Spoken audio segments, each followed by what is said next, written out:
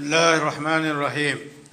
حضرات گرامی، قرآنی اصول ہے کہ ایک اچھا کام، ایک نیکی آپ کریں تو 10 گنا آپ کو ثواب ملتا ہے۔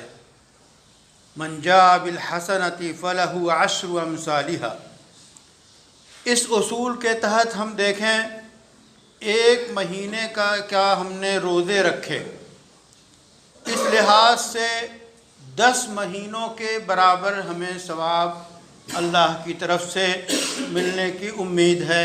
اس قرآنی اصول کے تحت رسول اکرم صلی اللہ علیہ وسلم کا ایک فرمان ہے، حضرت ابو ایوب رضی اللہ تعالی عنہ روایت کرتے ہیں کہ رسول اللہ صلی اللہ علیہ وسلم نے فرمایا، من صام رمضان واتبعہ ستا من شوال کان کصائم الدہر، کہ جس نے رمضان کے روزے رکھنے کے بعد شوال میں 6 روزے رکھے تو اس کی مثال ایسی ہے جیسے کہ وہ زندگی بھر روزہ رکھتا ہو۔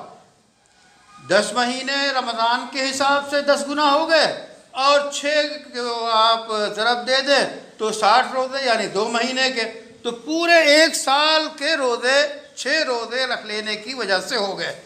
ہر سال ایسے ہی کرے گا تو ایسا ہے جیسا کہ مستقل پوری زندگی وہ روزے رکھ رہا ہے۔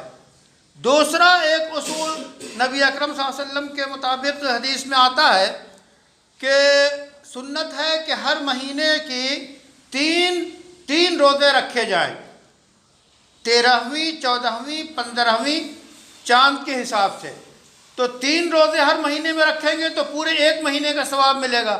اس طرح ہر مہینے روزہ رکھنے سے گویا پورے سال کا ثواب ملے گا۔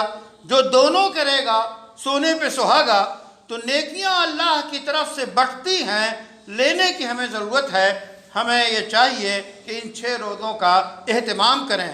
الگ الگ بھی رکھ سکتے ہیں، لگاتار بھی رکھ سکتے ہیں۔ 6 روزے لگاتار رکھ لیں، پورے مہینے میں 1 رکھے، پھر 2 دن کے بعد رکھے، تو وقفے سے بھی رکھ سکتے ہیں اور لگاتار بھی رکھ سکتے ہیں۔ اللہ تعالی ہمیں خیر کی توفیق عطا فرمائے۔